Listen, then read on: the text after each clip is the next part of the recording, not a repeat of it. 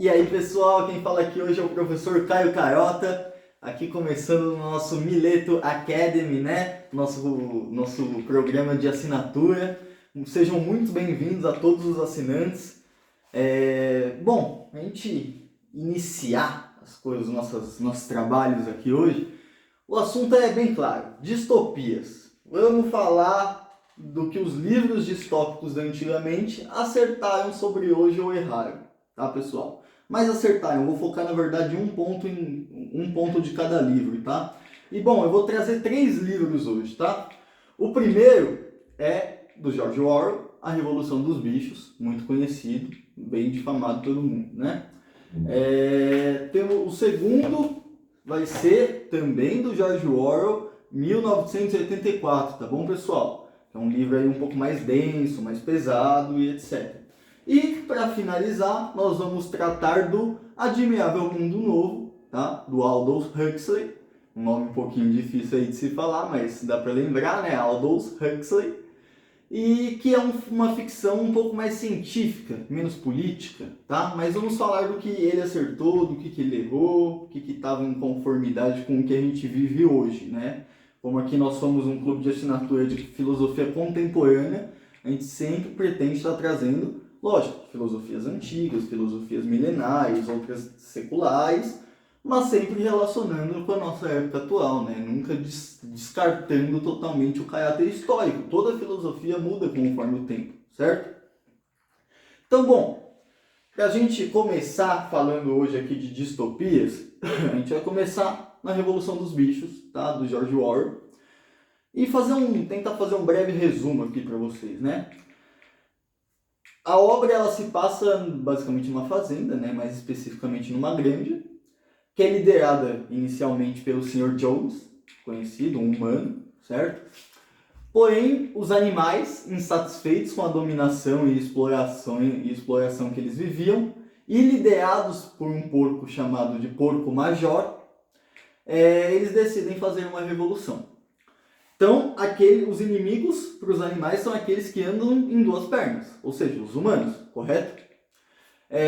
Então os animais se organizam lá e conseguem expulsar o Sr. Jones da granja.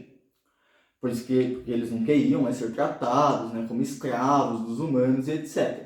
E assim os porcos passam a liderar a granja, porque eles consideram-se os animais mais inteligentes, com o cérebro mais avantajado, né? Inclusive o Orwell escolhe os porcos porque biologicamente, né, evolutivamente, os porcos são os que têm cérebros mais até parecidos com os humanos, né? Em certos aspectos mais parecidos do que os primatas, chimpanzés, gorilas, né?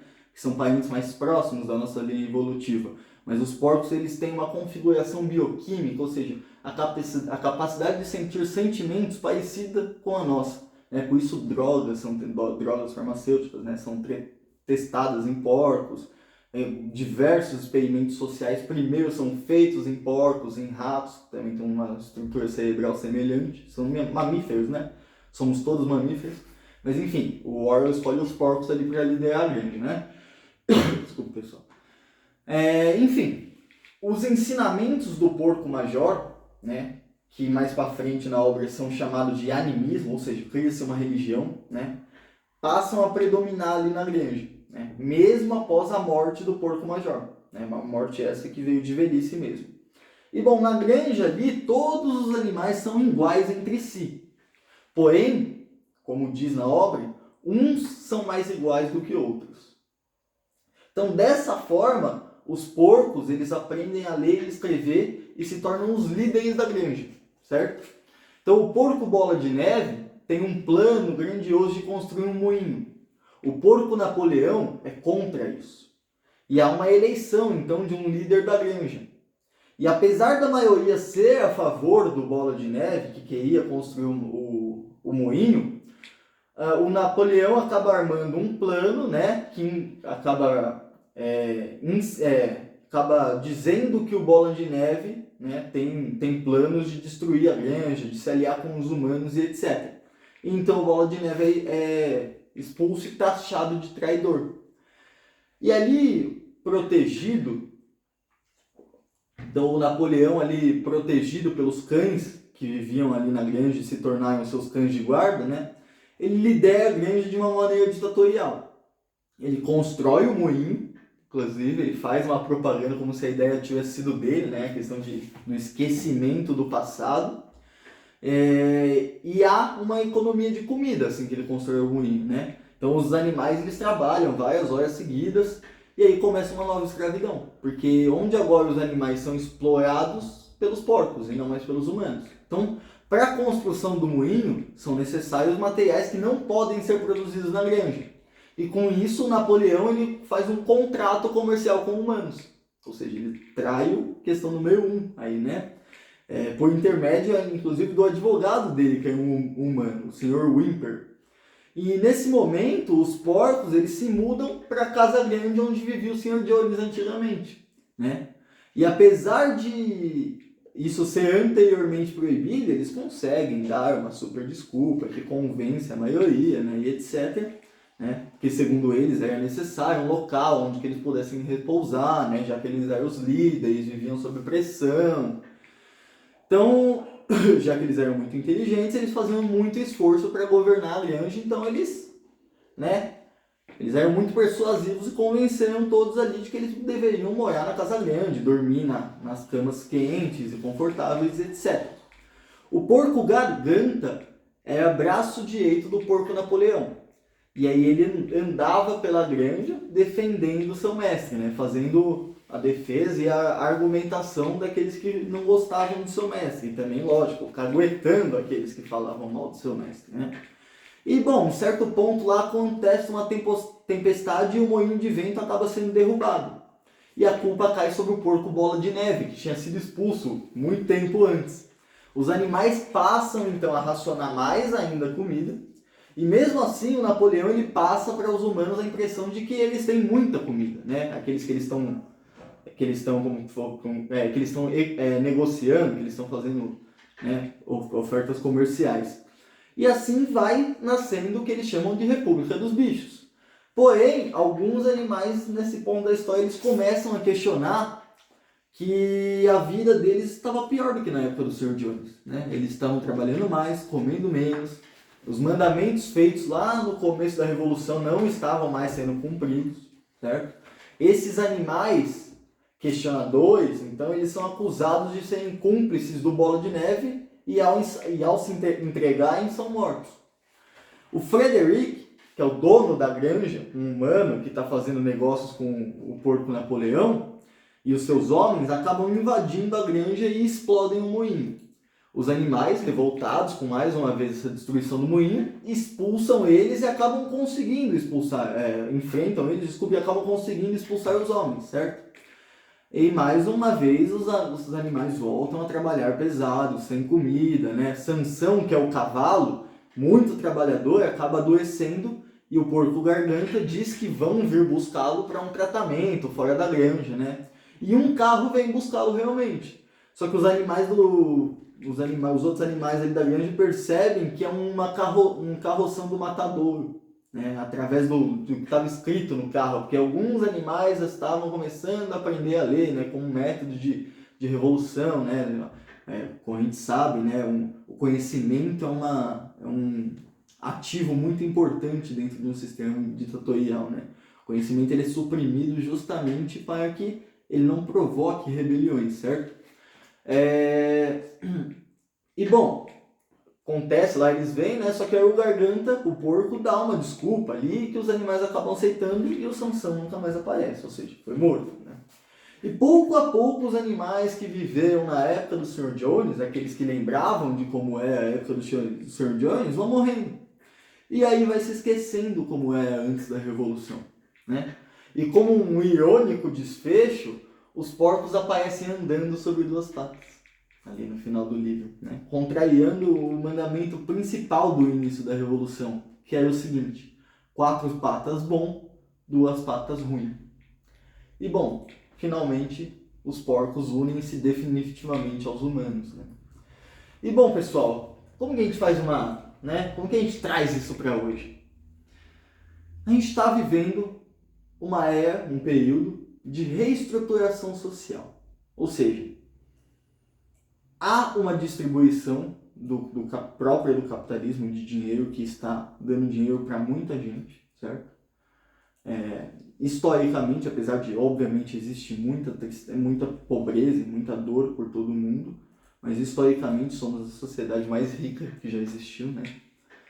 E como nessas reestruturações, como a que ocorreu na obra, né, com a queda dos humanos e a ascensão dos porcos, ocorre uma troca de poder. Não estou falando aqui que os porcos vão tomar o poder e vão andar em duas patas, calma. Mas os porcos são uma metáfora, certo? Os verdadeiros porcos somos nós, humanos. Então, quando essas reestruturações sociais acontecem, é natural que a gente tenha de primeiro talvez um sentimento de que, pô, as coisas vão mudar, né? Um sentimento bom, assim, pô, agora vai. Só que, pessoal, é necessário a gente lembrar que, como deixa bem claro na obra, o poder, ele sempre acaba por transformar aqueles que o recebem em cópias dos seus antigos adversários, né? Dos seus antigos opressores. Então, o que eu estou querendo dizer, pessoal? Vamos dar os nomes aos porcos aqui, né? Quem são os antigos detentores de poder? Bom, no nosso capitalismo atual, né, do capitalismo do século XXI, aqueles que ganham dinheiro, correto? No século XX e também no começo do século XXI, os poderosos são o que a gente conhece como burguesia, ou seja, donos de grandes empresas como petrolíferas, hospitais, grandes construtoras, etc., né? Só que as redes sociais, elas deram um enfoque gigantesco no ramo das artes, né? Apresentadores, pessoal de televisão, criador de conteúdo. E surgiu então o que a gente chama hoje de influenciadores, que, né, impulsionados pelo massivo poder econômico das grandes empresas de marketing, acabam acumulando patrimônios também astronômicos, né, em relação, pelo menos, ao trabalhador assalariado. E nisso se tornam a nova burguesia, entre aspas. Eu não estou dizendo que eles possuem o tanto de dinheiro que os donos dessas grandes conglomerados que eu citei aqui. Óbvio que não é isso. Mas esses influenciadores, eles possuem o que nós no século XXI admiramos tanto quanto o dinheiro, que é a influência. Afinal, o nome influenciador tem um motivo, tá?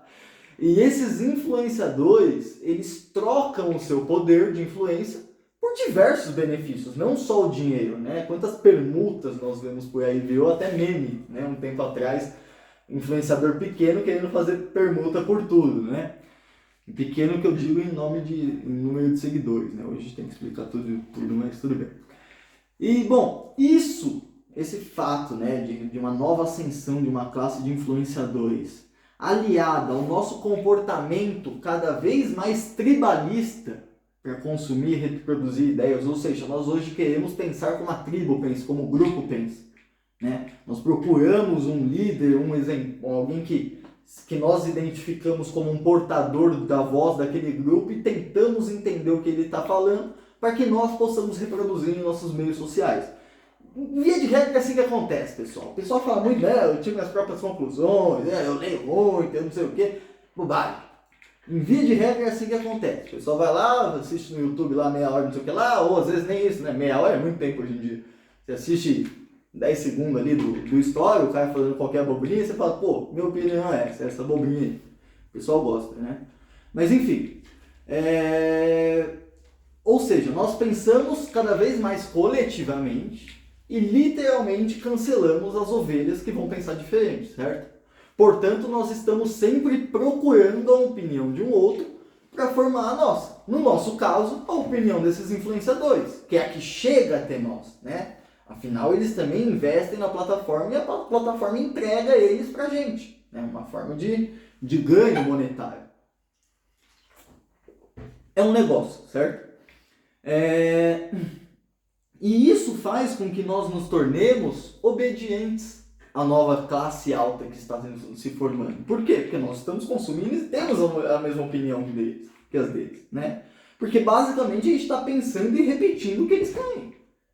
Seja uma propaganda, seja uma ideia social que movimente o debate público, tanto faz, certo?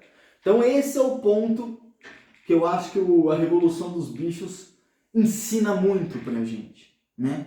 Que o poder ele pode mudar de mão, ele pode ser dividido, jogado, capilarizado, pode ser surrado, mas o poder sempre movimenta o entorno à sua volta a funcionar de uma forma autoritária ou de uma forma corruptiva, certo? O poder, existe uma frase famosa, né? O poder corrompe e o poder absoluto corrompe absolutamente, certo? Então acho que é bom a gente prestar atenção nessa obediência e nessa servidão que nós temos a qualquer influenciador. Não estou falando que existem só influenciadores ruins. Tem gente boa, mas sabe? Não é isso a questão.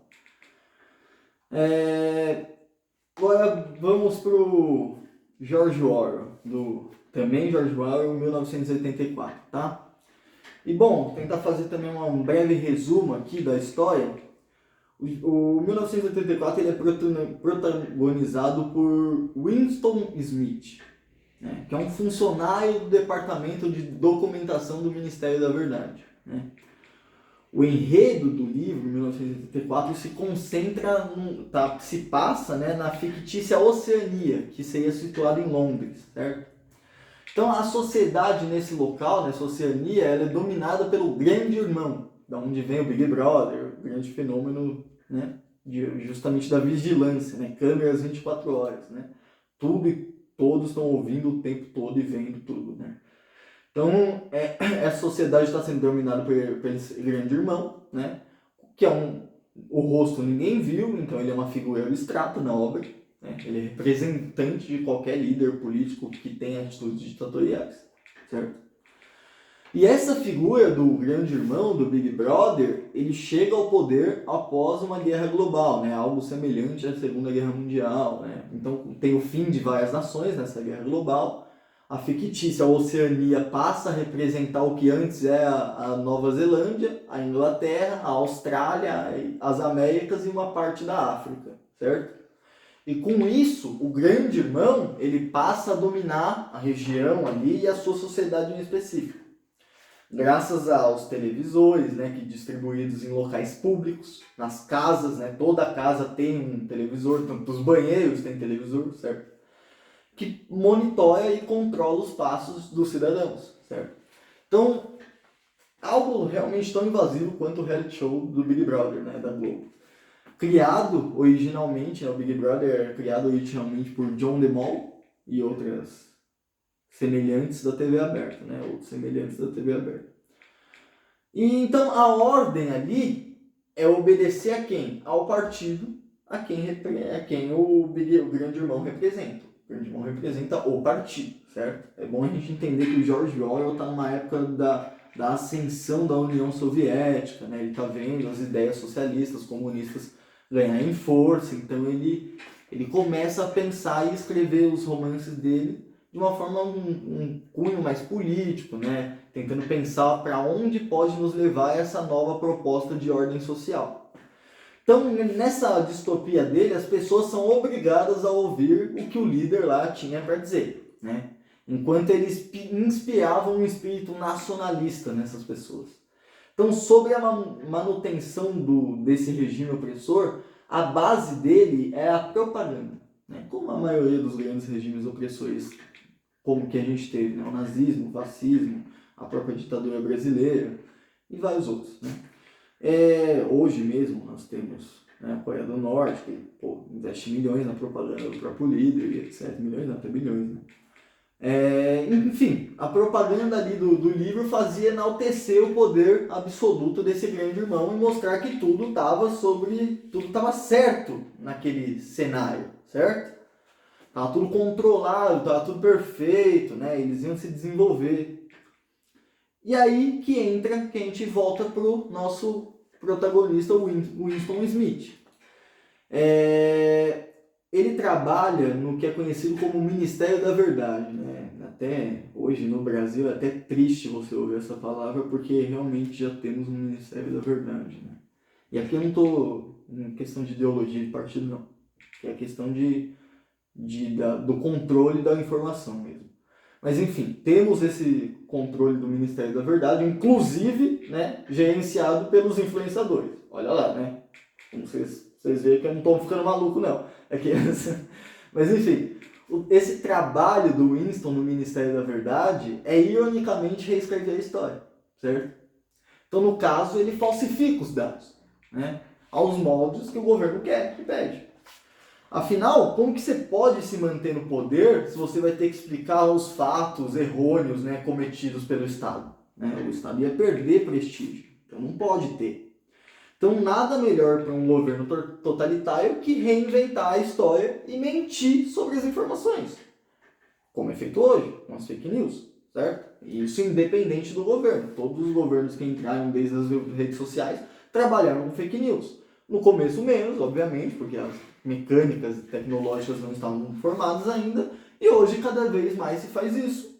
É algo já tido como aceito, basicamente, né? Apesar de ter uma tentativa de controle, essa tentativa de controle barra muito na censura, na liberdade de expressão, e, enfim, o imbróglio é gigantesco, como todo mundo sabe que é no Brasil hoje, né? Pelo menos todo mundo que está inteirado ali do que está acontecendo no mundo político e social do nosso país. Então, o objetivo aqui, na obra do governo, não é outro senão aniquilar a vontade do povo de lutar contra o sistema, né? Ou porque se não há nada de errado acontecendo, então não há nada que tem que ser mudado, correto? Isso é uma lógica perfeita.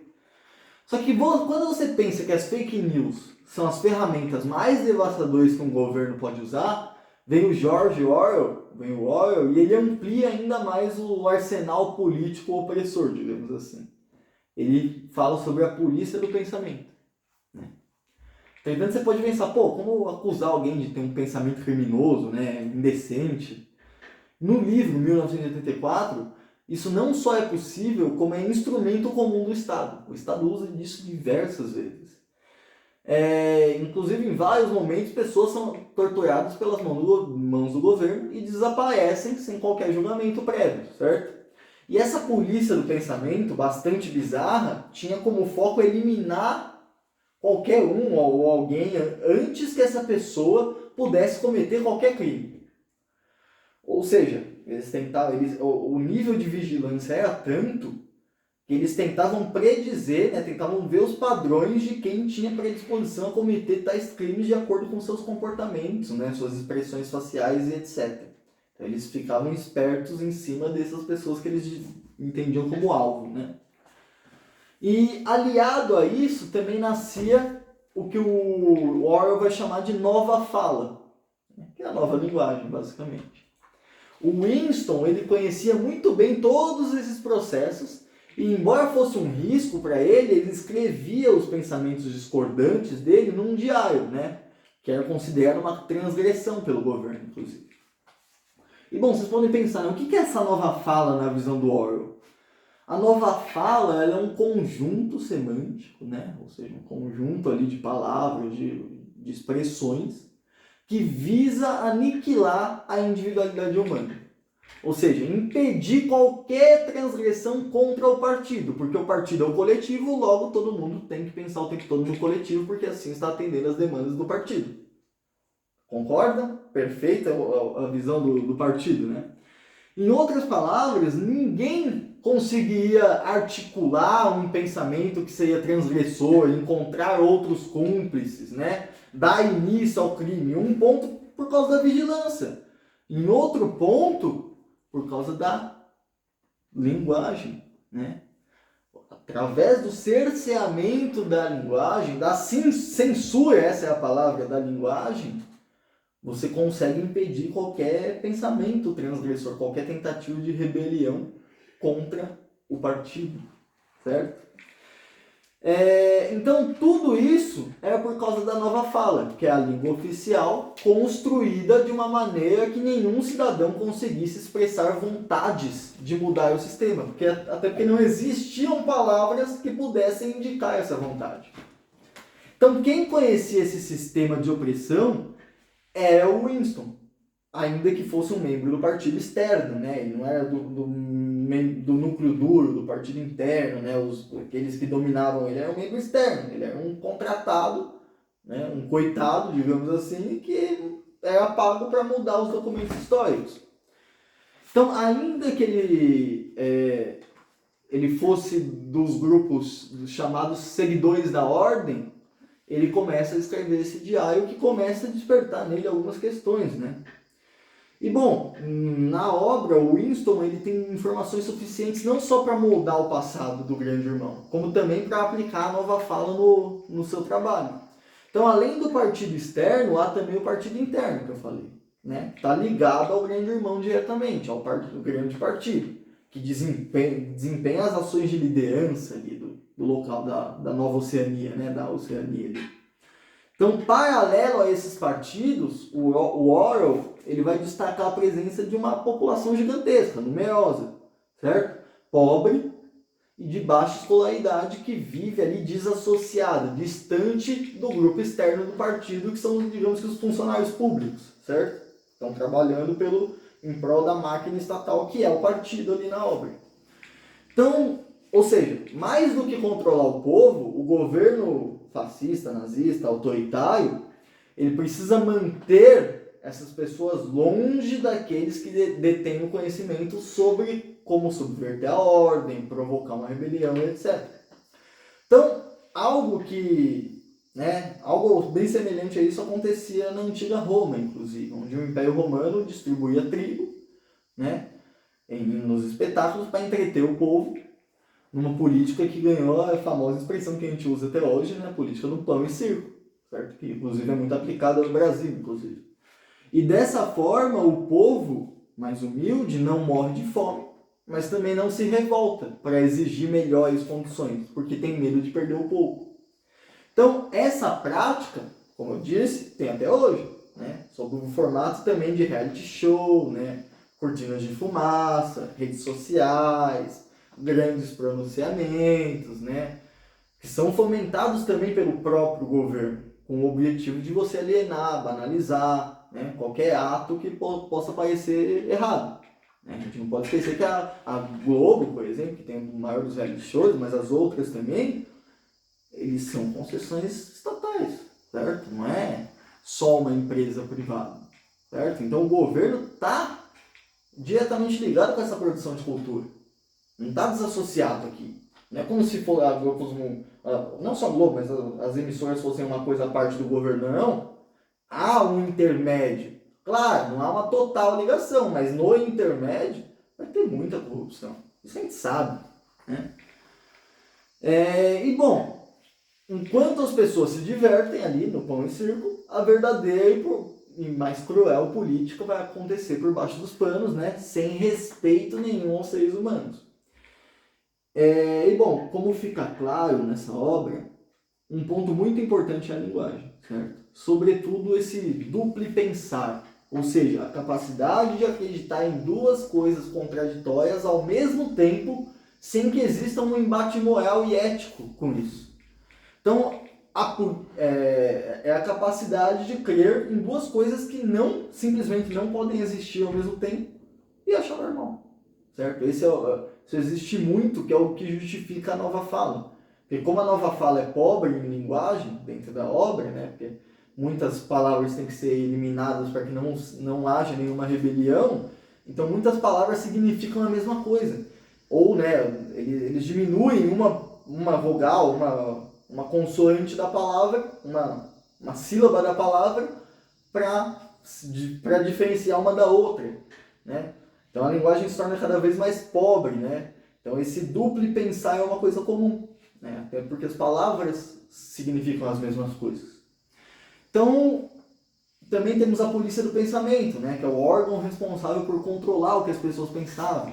Ele ficava vigiando todo mundo.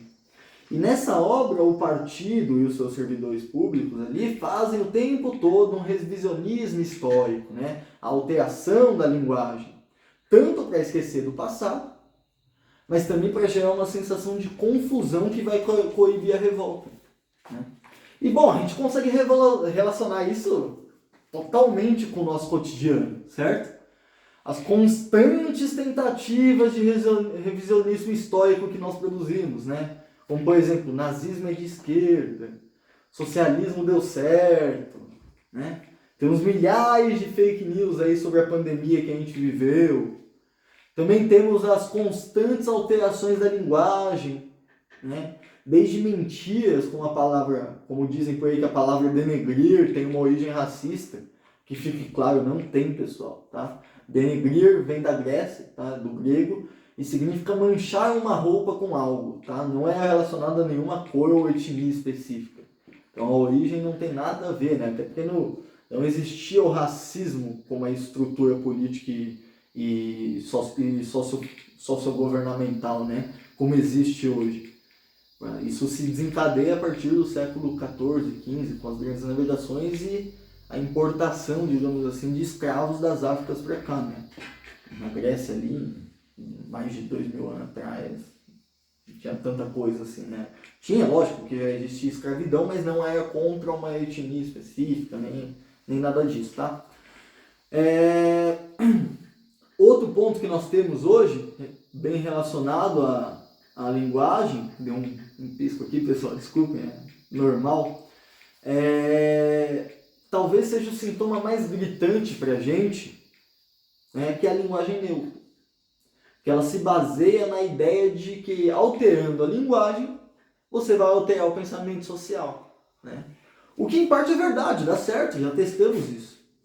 Só que não funciona sem o constante apagamento, a constante revisão da história, né? Como funciona no 1984.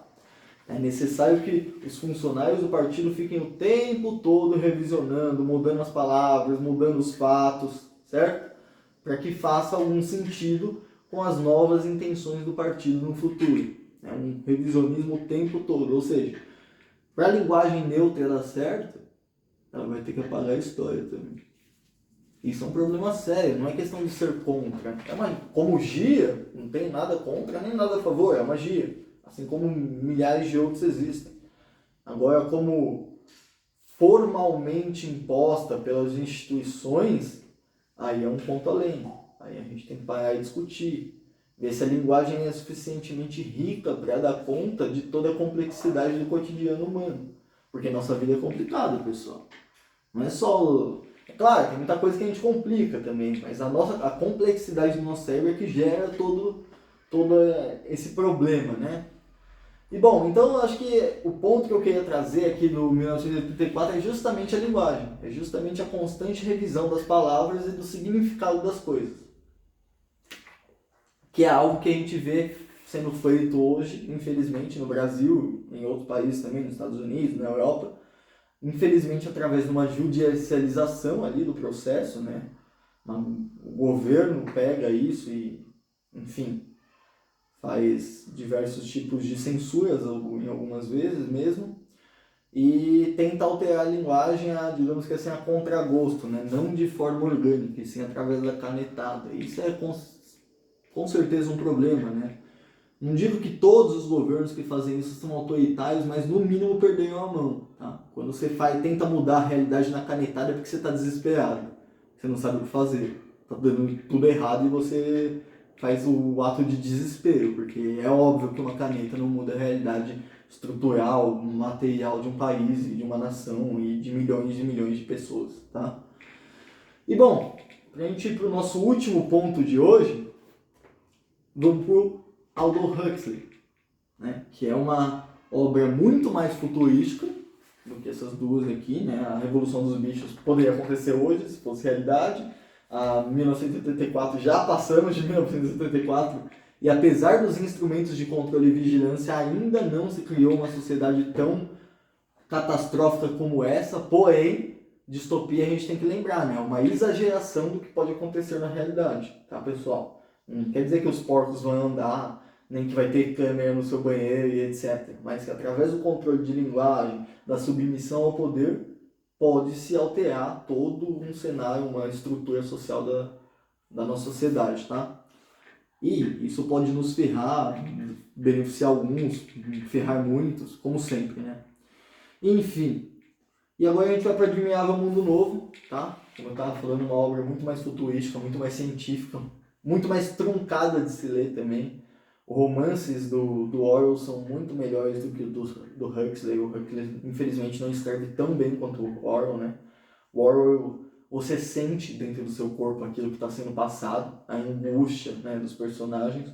Aqui é uma linguagem um pouco mais técnica, mais difícil, até porque lida com bioengenharia, genética, drogas somáticas lá e etc, né? Então é mais complexo.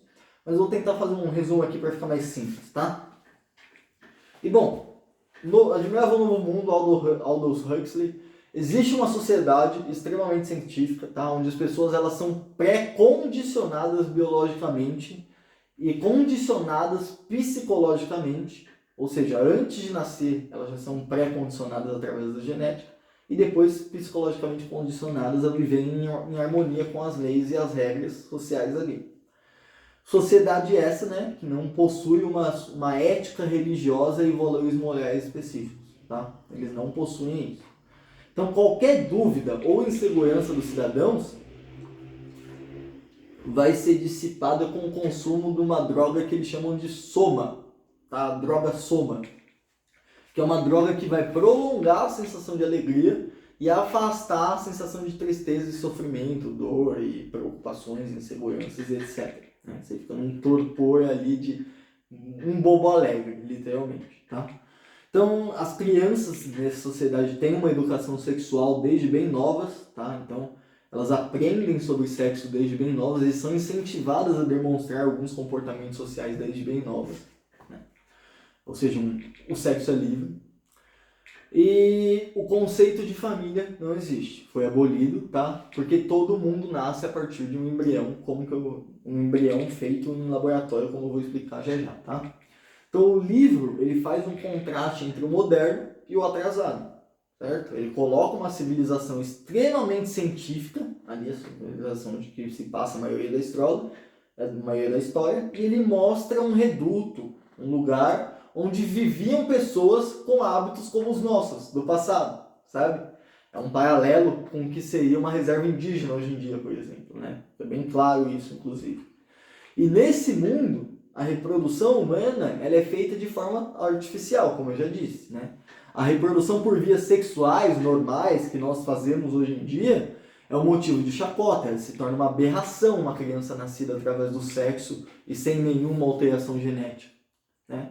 Que além de tirar as doenças, também altera como a criança deve ser. Se ela deve ter olho azul, roxo, amarelo, cabelo, né? Não ter cabelo, ser que nem eu. Enfim, fazer o que quiser, né? Enfim, isso são pessoas que não nascem assim, são uma aberração. Quanto ao controle de informações ali que correm nessa sociedade, em geral as informações são subliminares, né?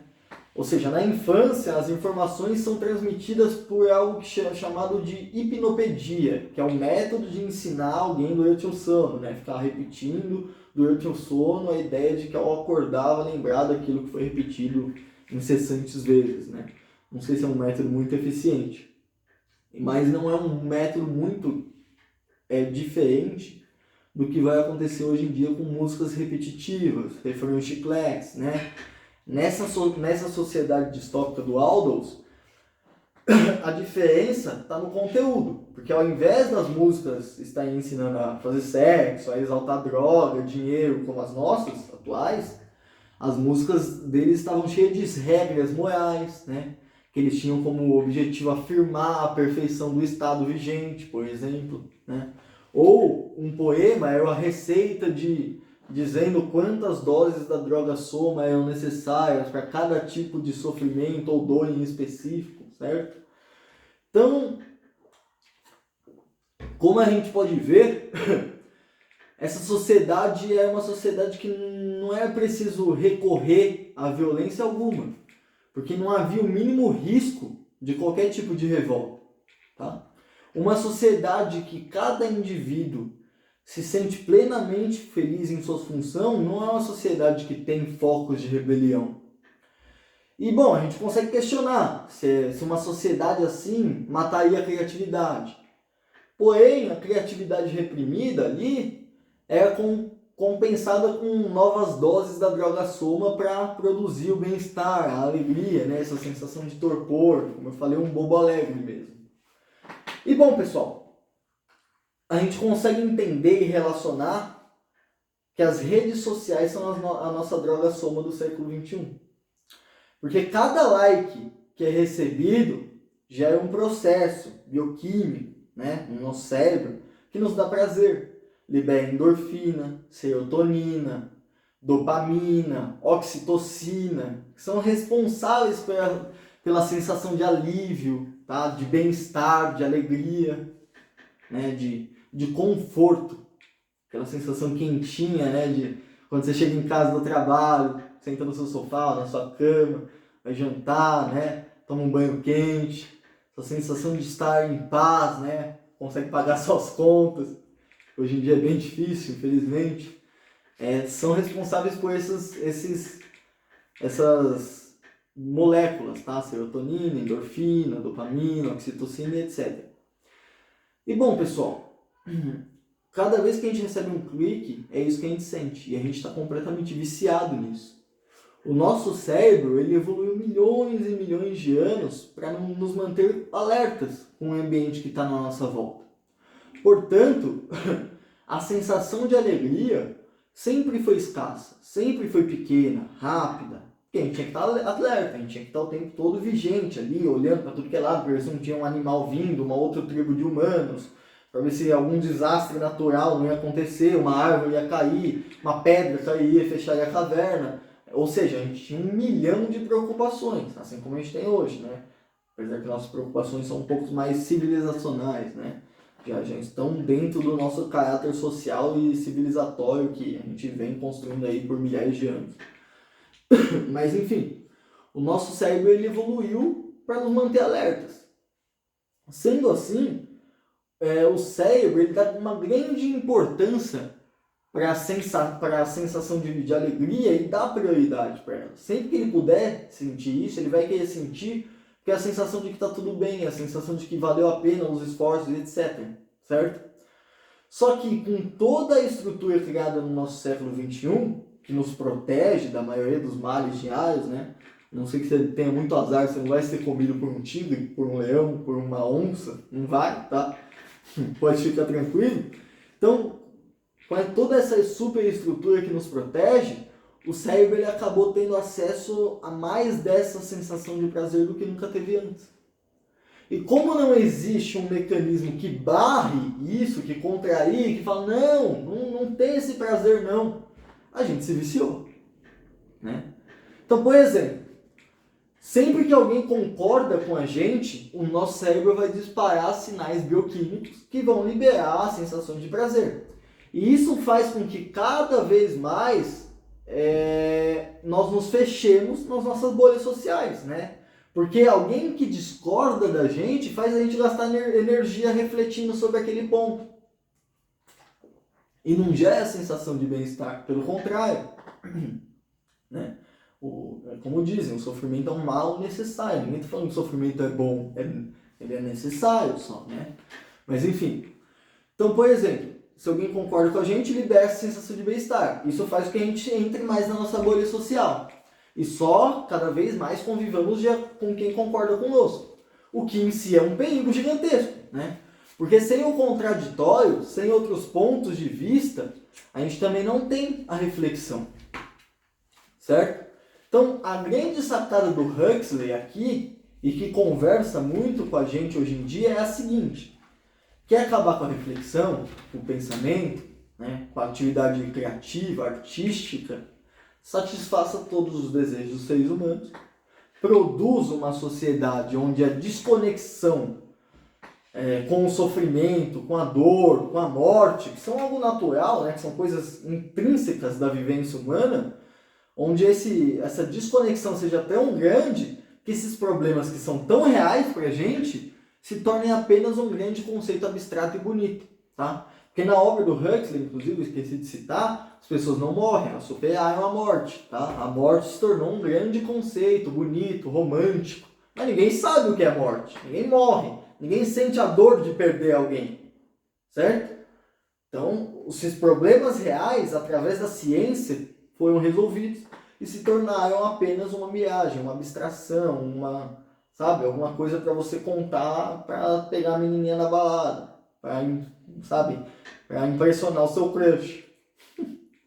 Então, é algo bonito, algo abstrato, mas que ninguém realmente sabe o que é aquilo, qual a realidade daquilo.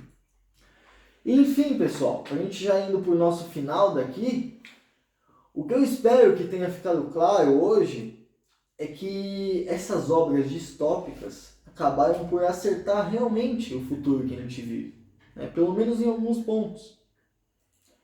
A obediência, a submissão para com os poderosos, que o Orwell maravilhosamente vai descrever na Revolução dos Bichos, está refletida nessa nossa constante busca por novas ideias, por afirmação, por segurança e modos de se viver corretos, né, de se viver a vida, né, que acabam por nos empurrar, nos jogar nas redes sociais, cheias de influenciadores, com milhões de maneiras irrelevantes, que na semana que vem já não vale mais nada a maneira dele, você comprar outro curso, né, de como fazer a coisa certa, né, como pensar certo, como viver certo. Gente, não tem. Né? Tem uma música que eu gosto muito, que é em japonês, inclusive, que no final diz assim, que no fim só ossos iremos ser, né? Então viva a vida como conseguir. Ou seja, percebem a diferença? Não viva a vida da maneira certa, da maneira boa, da maneira correta, da maneira honrosa, da maneira... Viva como der, viva nas suas condições, viva com o que é possível para você, pelo amor de Deus, né? Viva com o que é a sua realidade. Um dos grandes problemas também das redes sociais foi o acesso a outras realidades que ela deu pra gente. E aí a gente transformou a nossa própria realidade numa quimera louca de culturas que a gente não se entende mais também, né? A gente se tornou tão multicultural que ninguém mais se entende nem entre si. Nem no nível individual as pessoas não conseguem se entender. Porque elas são extremamente multiculturais. E é inegável, nós temos preconceito com cultura diferente. Né? Inclusive isso já está se tornando um novo problema do século XXI. Né? É provável que o racismo, a homofobia, machismo e etc., esses problemas atuais, caiam conforme o tempo e cada vez mais nós nos tornemos culturistas. Né? E essa geração de produção de cultura que a gente está fazendo através das redes, através de influenciadores, através de obediência, através de cancelamento, é incentivo total para isso. O historiador Yuval Noah Harari diz, né, que é muito mais provável que a gente viva numa ditadura cibernética, né, numa ditadura através de grandes tecnologias, do que numa democracia liberal e super fofa como a gente pretende chegar, onde todo mundo é livre, bem resolvido e bonito. Tá, pessoal? Então é necessário a gente entender isso, né? Então essa obediência e submissão que o Orwell vai descrever, acho que é um ponto assim que ele descreve como o poder funciona, né? Aqueles que tomam o poder sempre se embriagam de poder. Ponto final, tá? Então, se um dia eu tiver o poder, eu vou me embriagar de poder, pessoal. Se você tiver, você vai se embriagar de poder. Porque o poder corrompe e o poder absoluto corrompe absolutamente. Tá?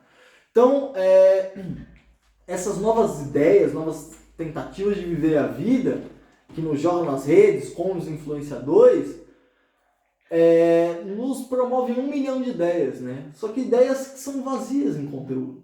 Né? Servem para a nossa era do marketing, né, em que vivemos, onde o propósito é mostrar que sabe, né, mesmo sem saber mesmo.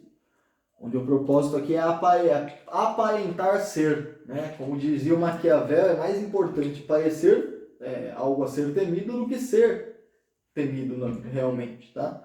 Então é mais importante parecer do que ser, nesse grande jogo da política e do poder, enfim, né? Já o distópico romance do Orwell, do 1984, ele já nos mostra como a constante vigilância e o constante esvaziamento do passado, né, através da linguagem, da alteração da linguagem, vai construir uma geração de alienados nas suas próprias dores e prazeres. Né? Algo que também experienciamos numa época como a nossa, que está abarrotada de câmeras para tudo que é lado, tribunais virtuais para tudo que é lado, em cada rede social, né, que promovem literais cancelamentos em massa. Tá? E no Admirável Mundo Novo, do Aldous Huxley, nós entendemos que então para alienar uma sociedade nós não precisamos da violência. Basta que nós produzamos alegria ao toque de um clique. Então cuidado, amigos, pois tempos distópicos nos aguardam. Hoje eu vou ficando por aqui. Quero agradecer a todos os nossos assinantes, tá? Podem esperar muito mais conteúdos como esse. Nós vamos sempre relacionar, como eu disse no começo da aula, o passado com o nosso futuro atual. E me desculpem se eu às vezes perco um pouco as ideias, mas eu acho que uma filosofia que não mexa com suas emoções não é uma filosofia digna de ser pensada. Então, muito obrigado, um abraço meu, do professor Caio Carota, e em nome do Instituto Mileto, tchau, tchau e até logo.